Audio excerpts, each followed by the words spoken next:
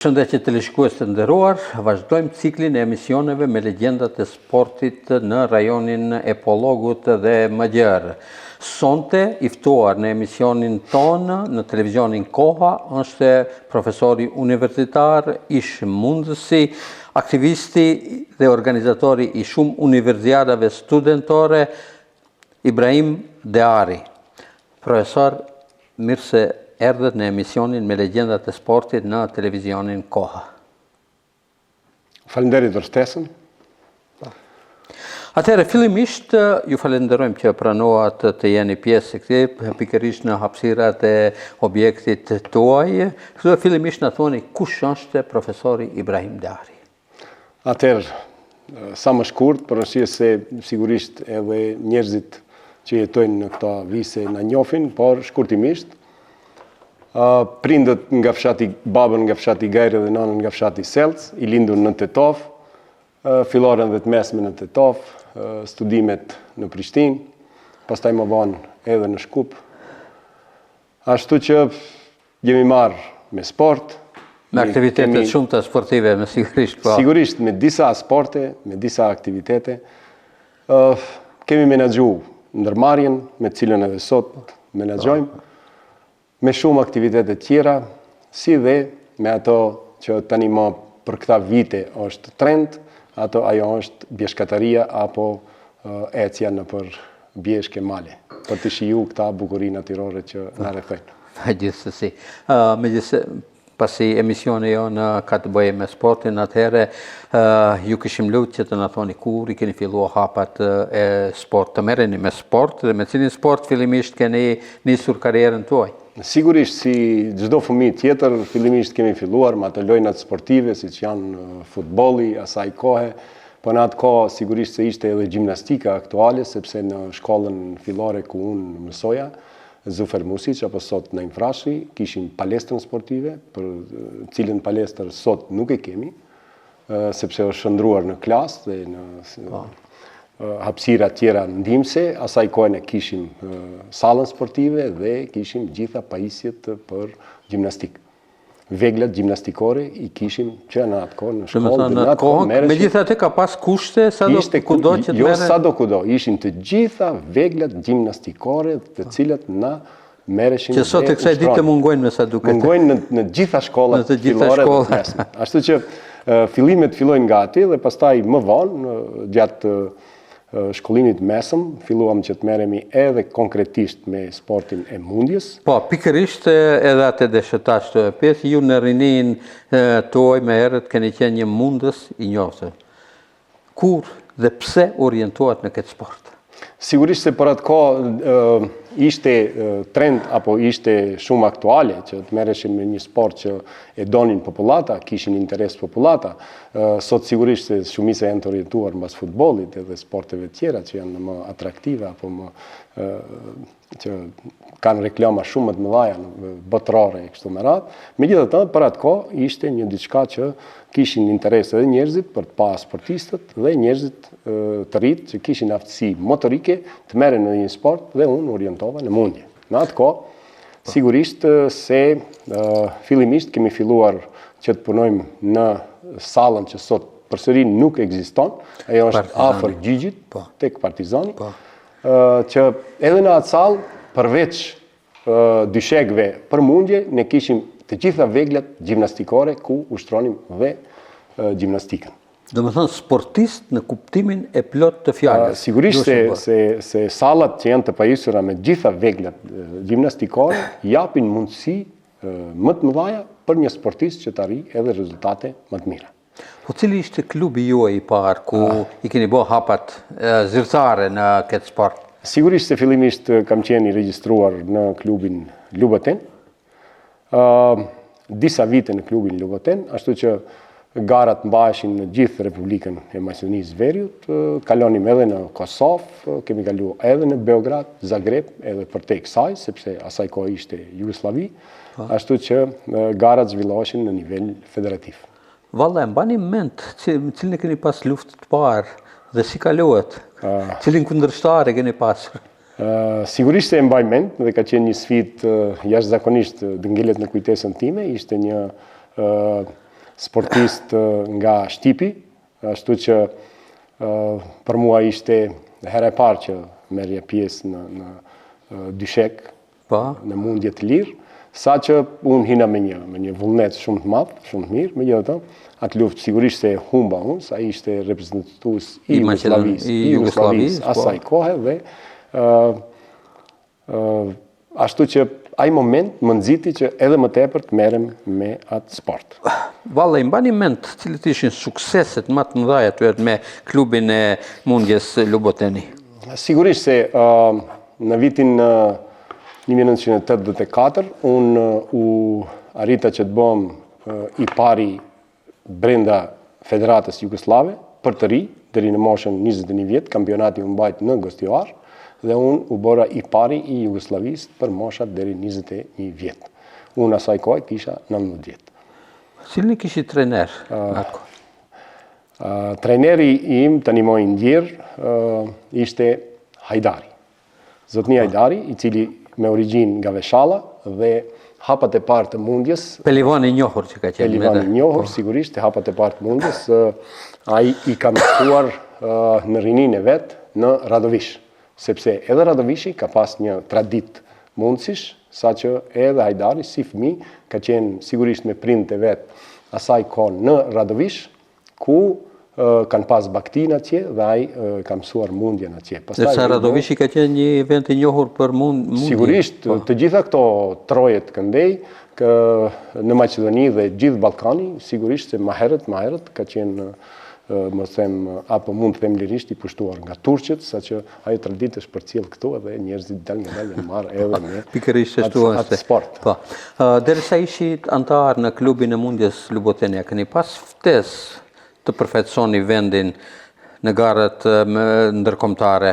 Po sigurisht, edhe ftesë kemi pas, edhe kemi përfaqësuar, ne kemi qenë edhe jashtë asaj kohe Jugosllavie, ku kemi marrë pjesë edhe në Hungari, edhe në Poloni, në për kampionate evropiane dhe ndërkombëtare, të cilët sigurisht suksesi më i madh asaj kohe ka qenë në Krakow të Polonisë, ku arrita në atë turne të bëm i pari dhe të shërtej me medaljen e artë. Një turne në Krakow vazhdon të mbahet edhe kësaj kohe që të marrin pjesë edhe klube të shumta, plus edhe nga Shkupi.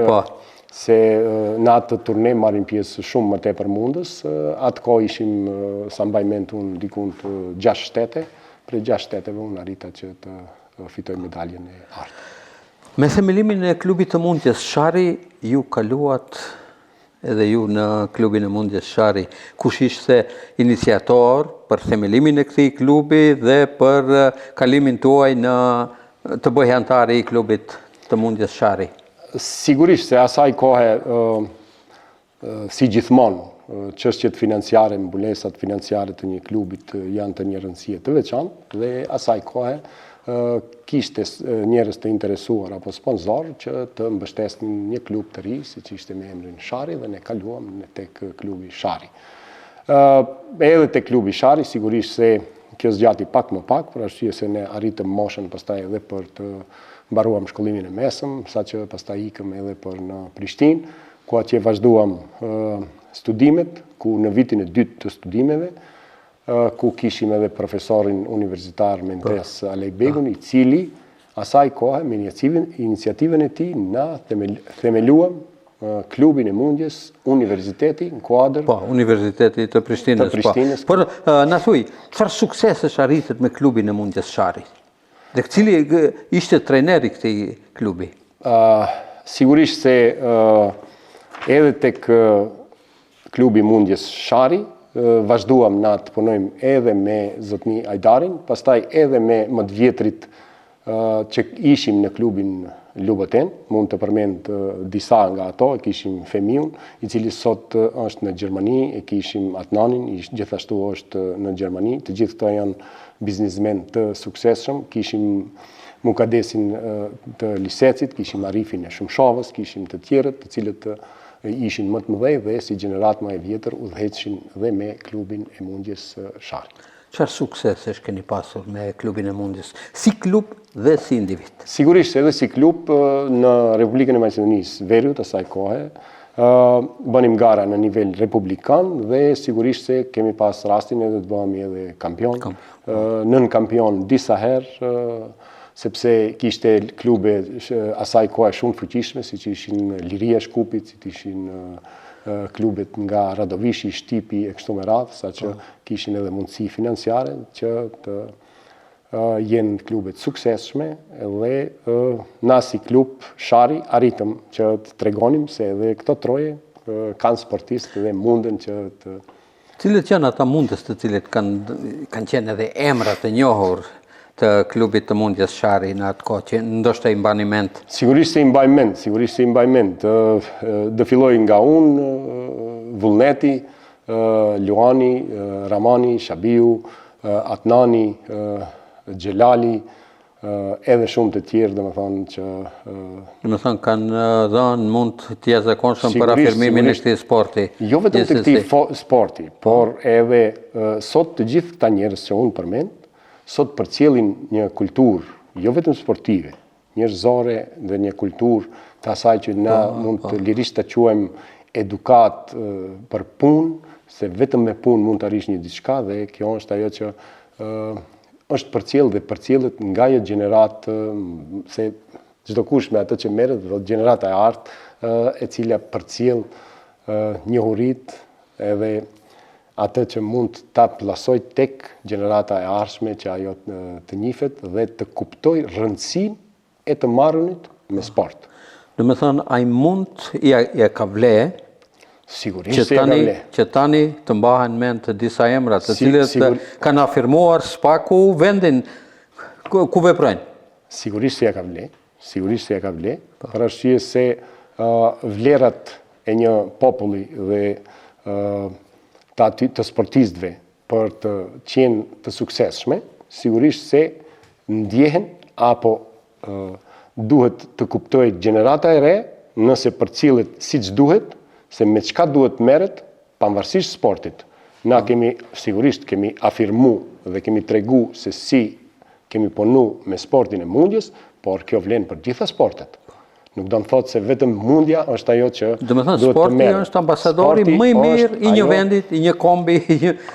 Tani, rreth kësaj teme sigurisht se unë krenohem, për arsye se u mora me sportin e mundjes. Para asaj sigurisht se nuk do le pa cekun se edukata familjare dhe orientimi familjar, pastaj ajo e dyta shkollimi, mësuesit që kishim, trajnerin që kishim, grupin me cilin na ushtronim dhe kalonim shumicën e kohës, na mundësuan që na që jemi këto që jemi sot. Do me thonë, orientimin që na të ecim përpara, në mbarojmë shkollimet, të merremi me bizneset caktuara, të merremi me menaxhimet caktuara për çështje si ato kombëtare, të nivelit kombëtar, si ato të nivelit social. Ashtu që ishte një nxitje dhe një shkollë shumë e mirë, një rrugtim për të ardhmen. Sigurisht.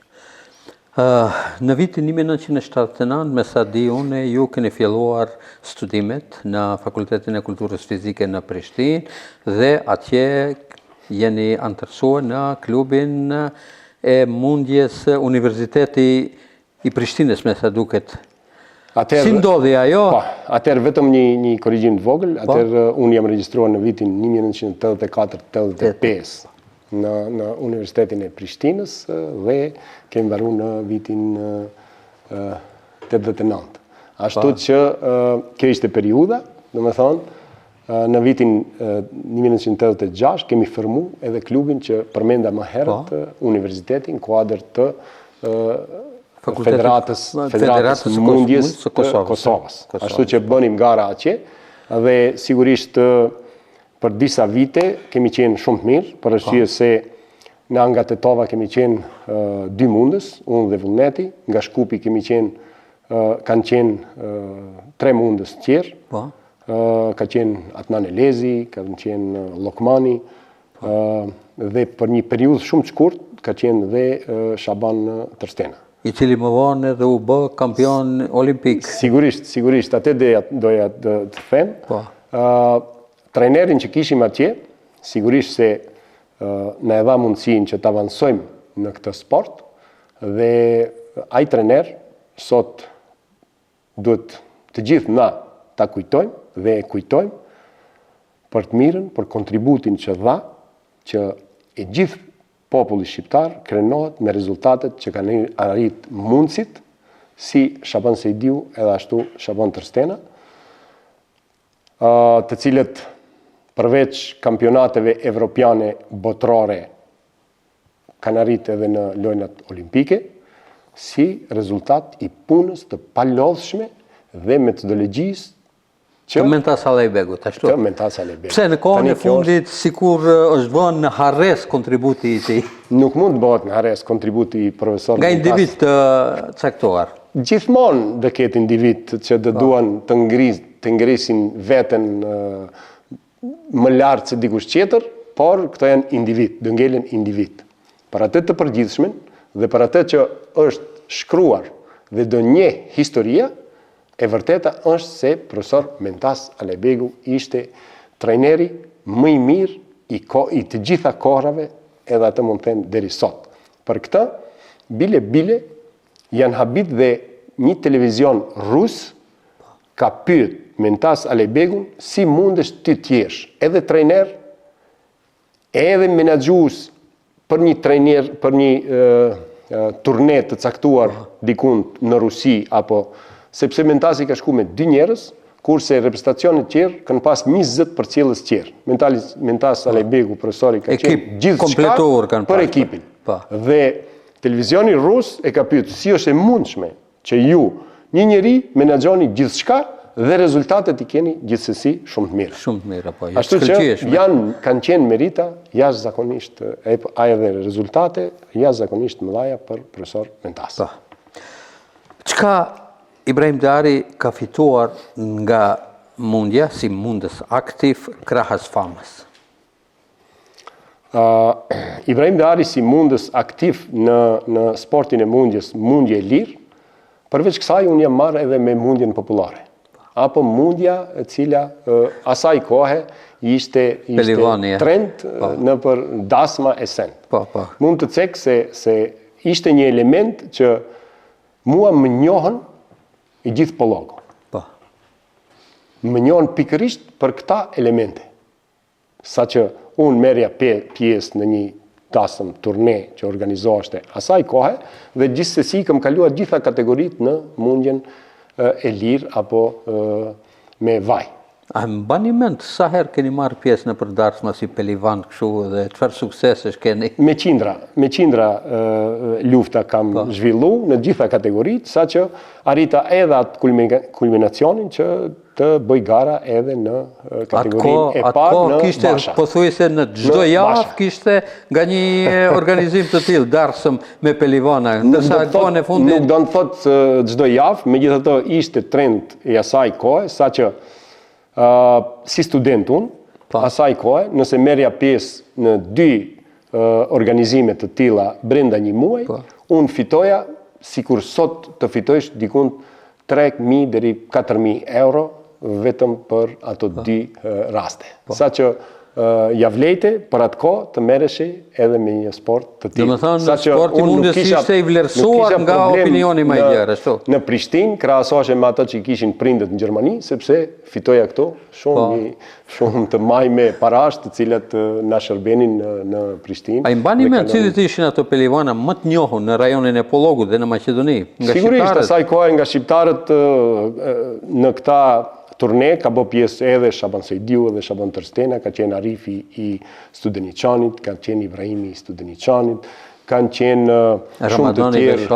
Pak më herët, atë unë nuk i takoj asaj gjenerate, i takoj gjeneratës më vonë, ku kam mbri këta që përmenda dhe të gjithë këta kanë qenë një gjenerate ardë, Bejtullaj, nga Studeniçani, nga Morina, kanë qenë të tjerë, ka pas nga Setapetka, nga gjithë Maqedonia, mundës të cilët bëjshim gara në për këta organizime që organizojshin individ caktuar për raste festash, synetish apo darsma të ndryshme.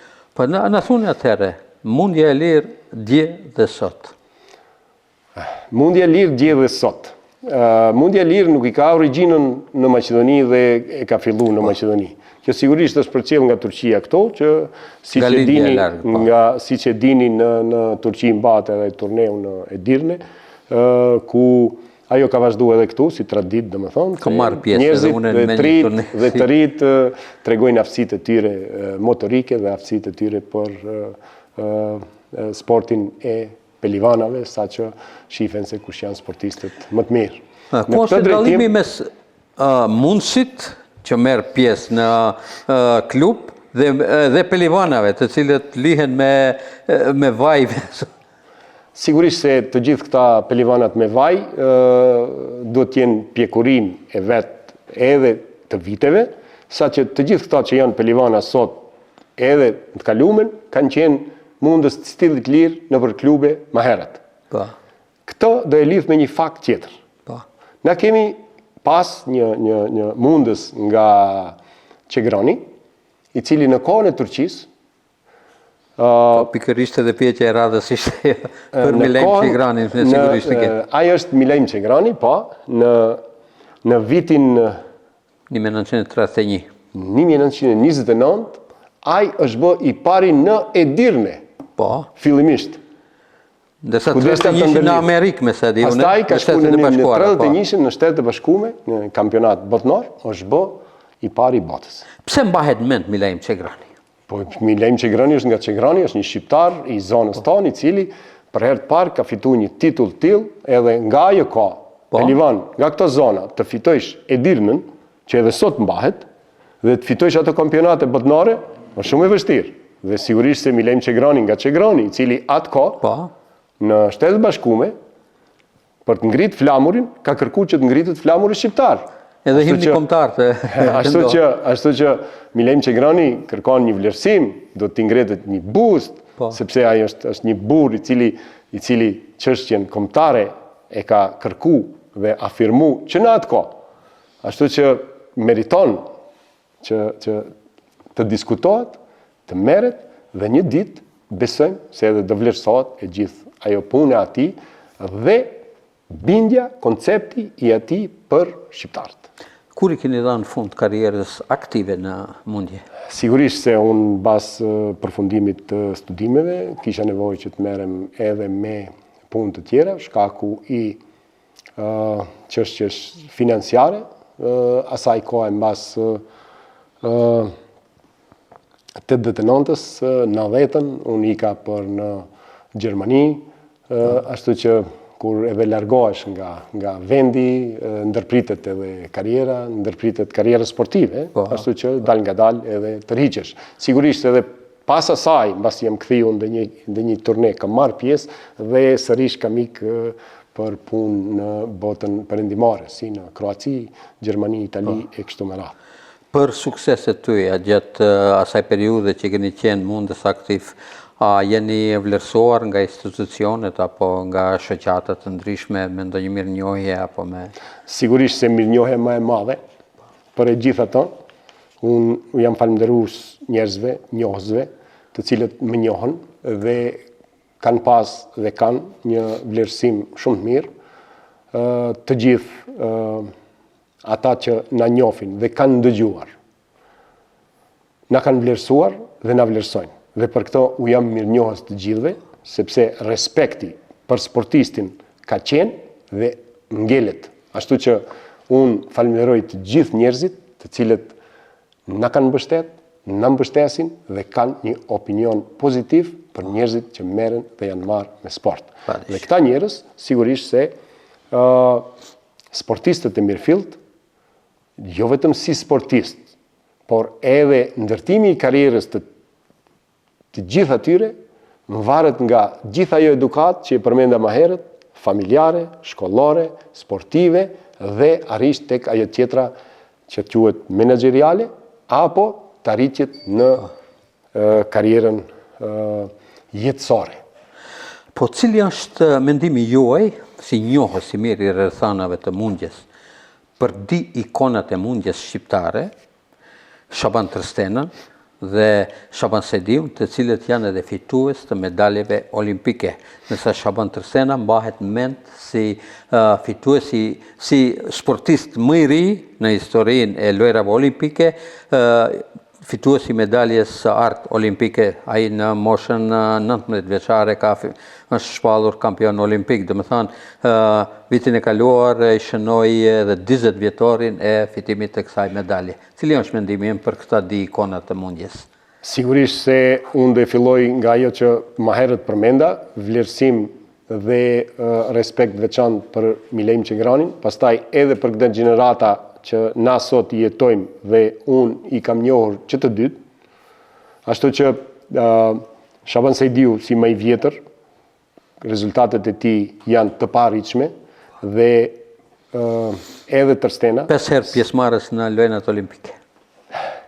Sigurisht se rezultatet e tyre janë mos them të parritshme, sepse nuk dihet se çfarë na pret nesër, por na si shqiptar mburemi dhe do mburemi me dy emrat që përmendet, Shaban Sediu dhe Shaban Tërstena. Këta dy njerëz ngritën vlerat e tona si shqiptar dhe mundësitë tona se edhe na jemi t'i tregojmë botës se ekzistojmë në këtë rruzull toksor me kaq sa jemi, me këta milion që pak që jemi. Kanë habit të gjitha atëherë kur dhe se kanë prezantuar ish Jugosllavinë, ashtu.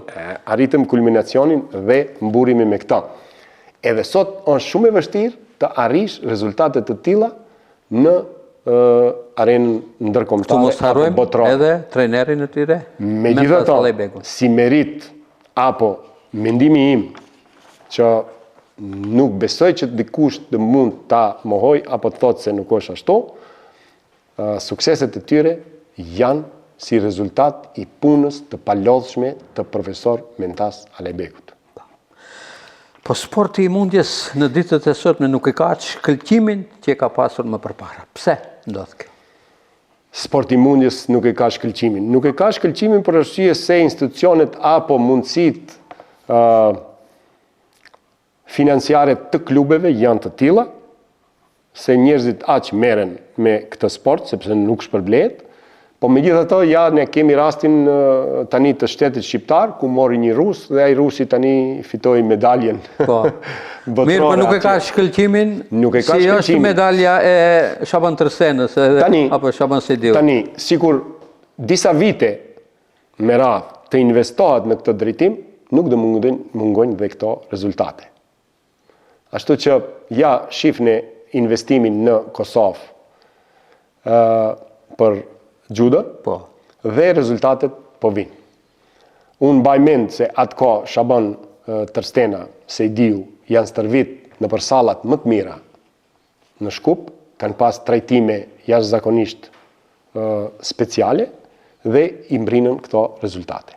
Ashtu që sigurisht se institucionet apo agencioni për sport të duhet të ndajë mjete që të rit mund të merren me këta çështje. E para. E dyta, unë më herët thash se asaj kohe ne kishim salla në shkollën Zufer Music apo në Infrashi, sot se kemi. Kishim sallën e Partizanit, sot se kemi. Na sot kemi shkollën tonë që mësojnë fëmijët, nipit e mi këto, nuk ka sallë sportive. Edhe sot në Infrashi nuk ka sallë sportive. Liria ka pas sallë sportive, që edhe ajo sot gati nuk ekziston. Dvogël pa që ka pas. Ashtu që mos them se ka pas më shumë kushte edhe sot nuk ka, megjithatë apeloj, kërkoj që këto salla sa më shpejt të ndërtohen, që të mund rinia të orientohet të merret edhe me sport si një komponent ndihmëse për arritje në karrierë. Një profesor nga Universiteti i Prishtinës në një intervistë për gazetën Fakti tha se sporti i mundjes duhet të jetë një sport nacional i shqiptarëve, sidomos në rajonin e Pollogut. Por kohëve të fundit, sidomos në rajonin e Pollogut, ky sport është në rënje, pothuajse. Sigurisht se është në rënje, megjithatë sigurisht se kemi hartu një plan program për të reaktivizuar e gjithë këta struktura të cilat sot ekzistojnë, që të mund edhe të riorganizohemi dhe të merremi që rinia të jepet një mundësi që të merren edhe me këtë sport. A thua palë do të reaktivizohet edhe klubi Mungjes Shari? Atë desha ta them, sepse kemi biseduar edhe me drejtuesit e universitetit në kuadër të asaj sale ku edhe u ringjall edhe ekipi i voleybollit për vajza edhe shumë sporte tjera, po në atë sallë tash janë bërë porosi për dyshek për mundje, ku do fillohet edhe në atë sallë të ushtrohet edhe ky sport, sporti i mundjes. Profesor, ju krahas mundjes, jeni marrë dhe merreni edhe me aktivitete tjera sportive, pra si profesor në Fakultetin e Kulturës Fizike, ku jeni edhe ligjerues, keni qenë ndër organizatorët e parë, do me thënë, për organizimin e universiadave dimrore. Do me thënë, me sa mbaj mend janë mbajtur 5 universiada radhësisht së bashku me Universitetin e Evropës së Juglindore. Çka po ndodh tani? Pse ato aktivitete nuk vazhdojnë? Sigurisht se atë që thatë ju sigurisht se ashtu është, unë drejt për drejt jam marrë me organizimin e universiadave, po para asaj do të cek se sigurisht jam marrë edhe me organizimin e shumë garave rajonale, ndërkombëtare dhe vendore të skimit për fëmijë. Ashtu që kemi bërë shumë gara. E fundit ka qenë Beka Kupi me sa duket. E fundit ka qenë Beka Kupi me cilën të gjithë ne mburimin për atë organizim të mrekullueshëm. Po megjithatë, universiadat i kemi mbajt, kanë marrë pjesë shtetet të rajonit. Pse nuk organizohen sot? Janë shumë faktorë. E para se në kodrën e diellit në disa vite nuk kemi pas dhe borë. Dhe për të organizuar një universiat, bëjsh plan programin, lajmërojsh dhe universitetet tjera për të qenë më masovike, dhe qëllon se në kodrë diellit në atë kalendar që këtë caktu nuk ka borë. Apo nuk është përgatit shteku për mirëmbajtjen e kësaj. Dhe dështan. Kemi pas 2 vite që gati fare nuk ka pas sezon skimi, dhe kjo ka qenë ajo arsyeja se pse. E dyta, si arsye, është ajo që në kodrë diellit duhet të kesh mbështetje logjistike, po nga menaxhuesi i kodrës diellit. Dhe nëse kjo mungon, nuk mund të organizosh një garë të nivelit të tillë, sepse nuk është vetëm me riskit dhe i ka qe për të organizuar. Gjitha të pajisje për organizim të një gare dhe duhet edhe ato mjetet motorike të cilat bartin si ato portat, si ato rjetat, të i bash deri atje të organizosh një çështje të tillë. Megjithatë, janë shumë faktorë pse nuk organizohet. Nuk mund të fajsojmë kënd se e para janë kushtet klimatike. Kushtet klimatike natyrale pa normal. Pastaj janë të dytat, po besoj se e ardhmja nëse do kemi bërë, këtë vit ka qenë mirë dhe sigurisht se kam bisedu me profesor të tjerë të Universitetit të Tovës dhe me drejtues të universitetit që për vitin e ardhshëm do është në plan programin e tyre për organizim të këtyre garave në kodrë diellit. Krahas aktiviteteve që keni bërë këtu në Maqedoninë e Veriut, ju keni kontribuar edhe në afirmimin e sportit të skimit edhe në shtetin shqiptar. Do me thënë, është mbajtur një universiat në Korç, në qendrën skijatore Darda, të Dardës, në Korç. Sigurisht, disa organizime që kemi bërë në kodrën e diellit dhe në rajon, kanë marrë pjesë skijator nga Shqipëria, dhe ata kishin dëshirë që të bëjnë një organizim edhe në Dardë të Korçës. Ashtu që morëm përsipër dhe ishim atje, u kemi ndihmuar për organizimin e një universiade që morën pjesë student edhe nga Universitetit të Tovës dhe i Prishtinës, ku ata bën një garë të mrekullueshme në Dardë. Po, isha prezent edhe unë atë e mbaj mend atë ishte. Ashtu që ata mundohen që të ecin përpara edhe në këtë drejtim, edhe pse atje u ka mungu infrastruktura për një qendër të mirëfillt skijimi në Shqipëri. Megjithatë, besojmë se edhe atje do ecin përpara në këtë drejtim. Si ligjerues në Fakultetin e Kulturës Fizike, në thoni edhe sa të rinjt janë të interesuar të merren me sport? Lirisht mund të them se interesi i të rinjve që të merren me sport është në rritje e sipër.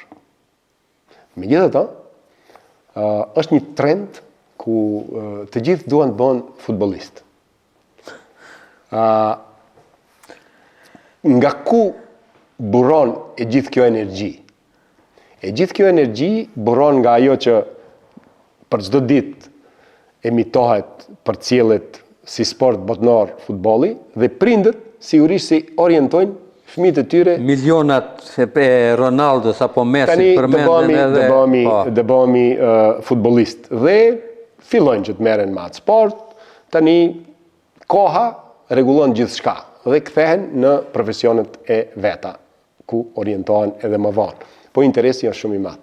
Unë kisha bën një apel që le të orientohen edhe në futboll, megjithatë le të konsultohen me profesorët e edukimit fizik nëpër shkolla, që edhe ato t'japin mendimet e tyre për fëmijët caktuar për çka kanë aftësi motorike. Se profesorët duhet të jenë më aktiv në këtë drejtim. Aftësitë motorike të një individi, të një fëmije, të orientohet ka sporti me cilin mund ai edhe të arrijë rezultatet e caktuara, sepse aftësitë motorike janë ata të cilat mund të arrijësh kulminacionin, pastaj është ajo e dyta, punë dhe vetëm punë për të mërrinë tek suksesi, dhe e treta përkushtimi dhe ajo që duhet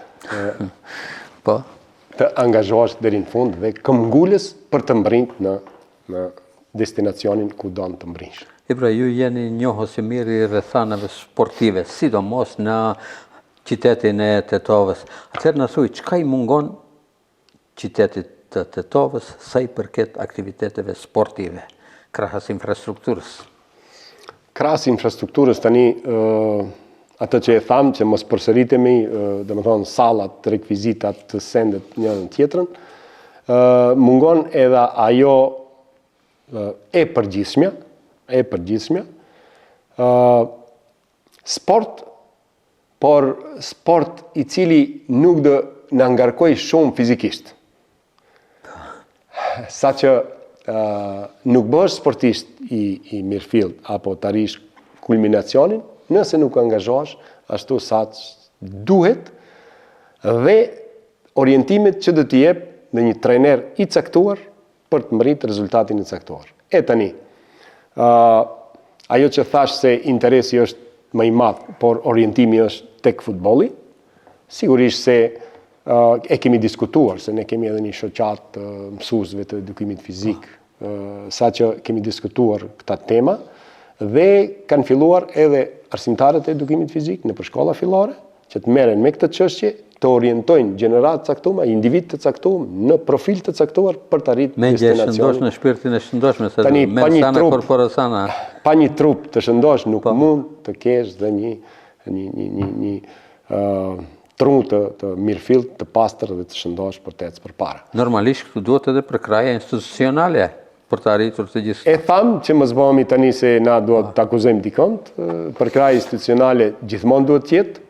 Pa atë nuk mund të arrish, kërkoj drejt për drejt si gjenerate vjetër tani më, urdhnoni të japëm mundësi rinis që të merret me aktivitet sportiv, që të ketë, domethënë, trup të shëndosh në mendjen e shëndosh. Gjithë këtë që e përmendëm, gati 30 minuta, në thoni, për nga gjithë ki vullnet për gjithë këto aktivitete?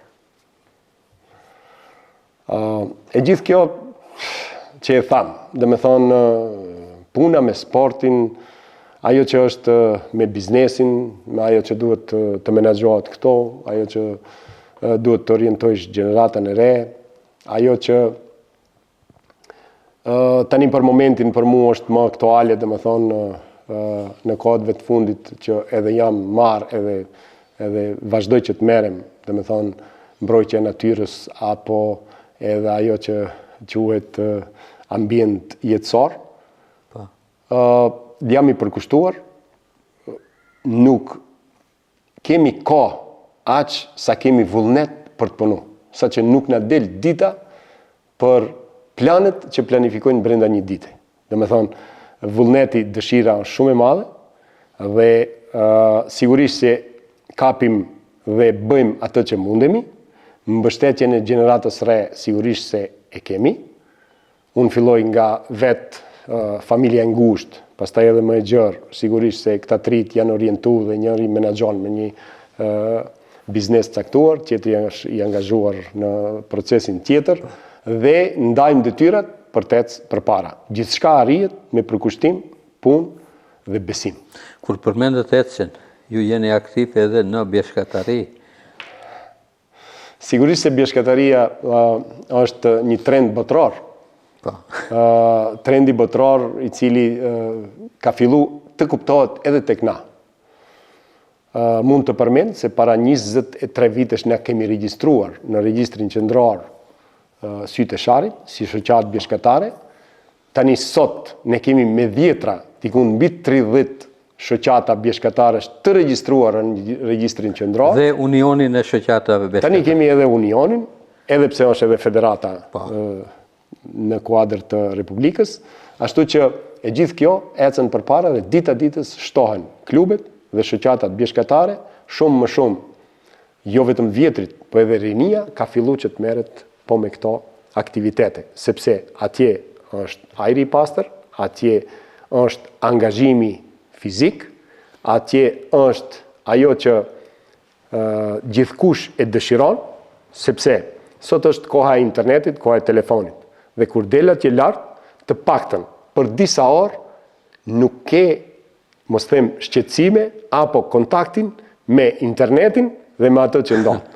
Ashtu që e gjithë kjo është edhe një pasion që secili apo një ndjesi që secili don që në moment caktuar që ta ketë atë. Dhe të merresh me bjeshkatari është privilegj sot dhe është kënaqësia më e madhe.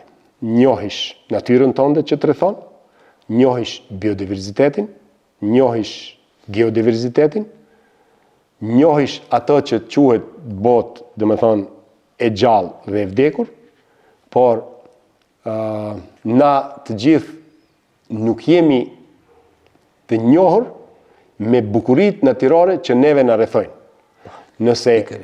Nëse ekziston dhe thuhet që kam dëgju dhe kam lexu dhe na është përcjell edhe nga besimtar o xhallar se ekziston një xhenet, unë mund të them xhenetin ne e kemi rreth e përreth popullogut dhe duhet ta shfrytëzojmë dhe ta shijojmë sa jemi gjallë. Xheneti është këtu lart në Malin Shar dhe gjithkund atje ku ka gjelbrim, se ashtu përshkruhet si është xheneti. Me lule, me gjelbrim, me ujna, me gjithë të mirat e botës. Të gjitha këto të mira ne i kemi brenda Malit Shar, për cilin unë pata fatin dhe privilegjin që të jem drejtori i parë. Po me këtë do e ndërlidh me atë që thash, para 23 viteve kemi regjistruar shoqatën malore. Unë si drejtori i ri mu dha një fletë kështu, një vendim nga qeveria se je drejtor. Dhe as zyrë, as vetur, as i regjistrum, as një sent. Dhe unë arrita të regjistroj, unë arrita që të punsoj 20 të punsuar, dhe të krijoj diçka. Kemi arrit që të ndërtojmë zyra dhe të bëjmë një mjete motorike për të mund të vazhdu, të kontrollu, menaxhu me parkun me vjetra. Po këtë dhe e them me shumë pak apo 0 mjete shtetërore. Të gjitha i kemi siguru nga donator të huaj. Ashtu që edhe kjo ka qenë një sfidë e veçantë për të mri në këtë ku jemi. Megjithatë, jam krenar për atë që bëre, sigurisht me njerëzit që më mbështetën dhe ato njerëz vazhdojnë që të jenë edhe sot në atë institucion, ku do ecë përpara, a e gjitha jo një komponent shumë e rëndësishme që ata vazhdojnë dhe duhet vazhdojnë që të jenë të afërt me popullatën lokale që jeton brenda parkut dhe me gjitha të tjerët që kanë interes që të kyçen në Malin Shar, si për vizitu, ashtu edhe për të ushtruar ndonjë veprimtari të caktuar që ka të bëjë me zhvillimin turistik të mundshëm ekologjik. Tani t'i kthehemi një pyetjes tjetër. Ju keni fatin që edhe pasardhësit tuaj, djali Dardani është një sportist i nivelit të lartë, ndërsa vajza me sa duket është marrë një kohë me volejboll. Cili është mendimi juaj për ato? A do t'ja kalojnë prindrit me afirmim, me të arritura, me suksese? Unë nëse jam me fat që i kam ato fëmijë, jo se merren me sport. Orientimi me sport është një diçka tjetër. Është një dhunti dhe pastaj një punë e cila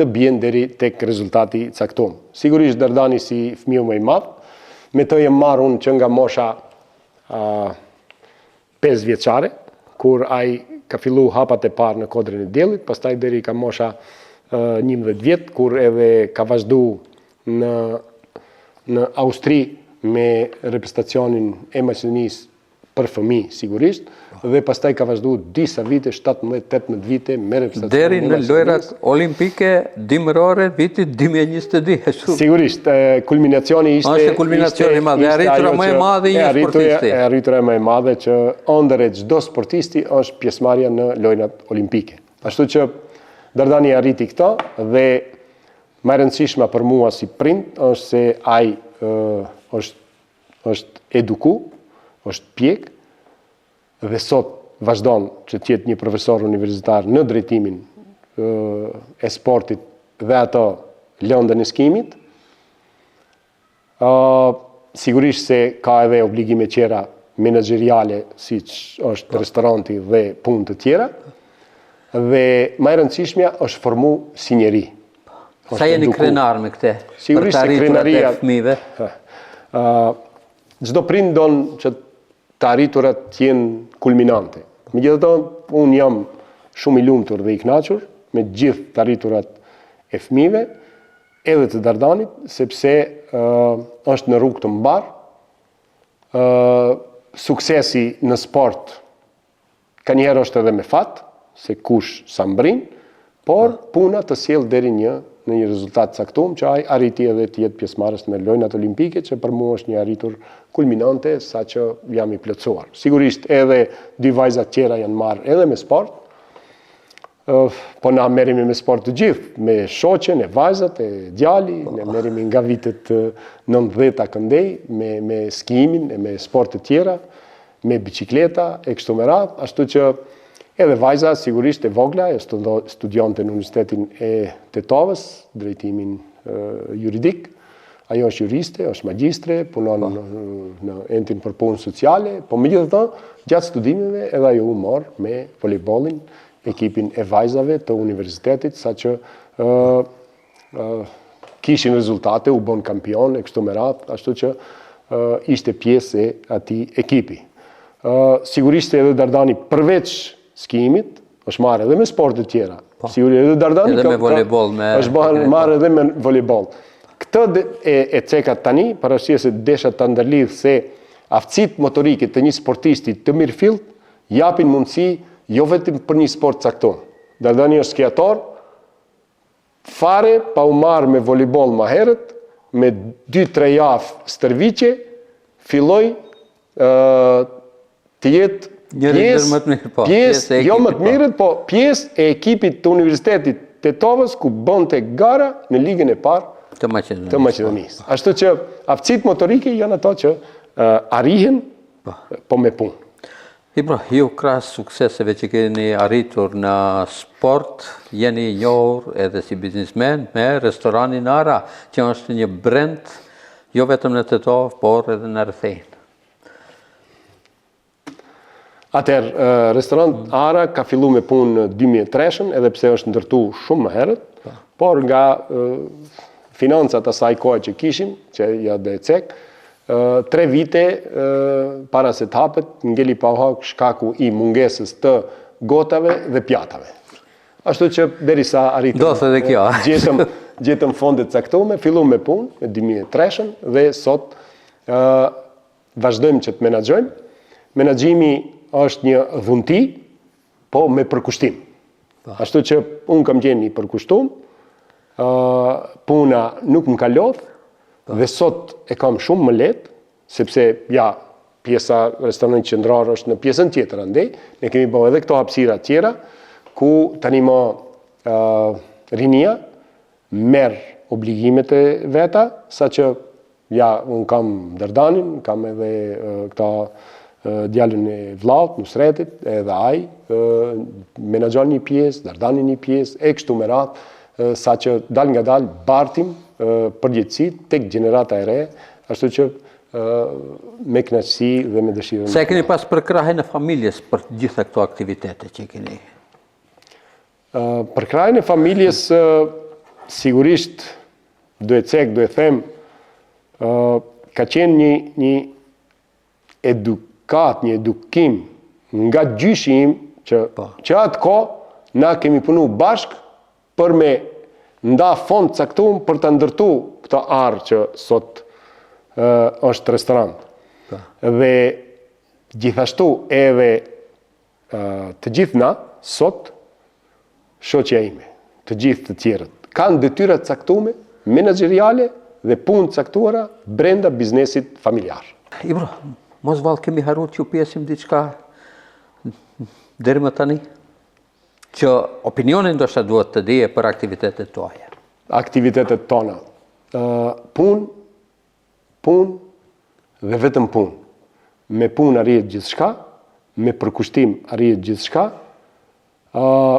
Krenaria gjithmonë është te ndershmëria, ashtu që punoni, vazhdoni, merreni me sport, merreni me orientimin e jetës, që nuk do të thotë të jetë sporti, por sporti është shtyllë kryesore për të mbajt qëndrueshëm dhe fort në biznesin me cilin do merresh apo në profesionin me cilin do merresh. Mund të jesh profesor shumë i mirë, por nëse ke qenë sportist, edhe më fort do ushtrosh veprimtarinë apo përkushtimin. Me siguri kjo ishte edhe poroseja e fundit. Sigurisht. Atëherë mos ta bëjmë edhe pjesën e fundit se cila është poroseja. Domethënë ishte një porosi mjaft e mirë drejtuar jo vetëm të rive, por të gjithë ata të cilët e duan sportin, të cilët e duan biznesin, të cilët e duan punën.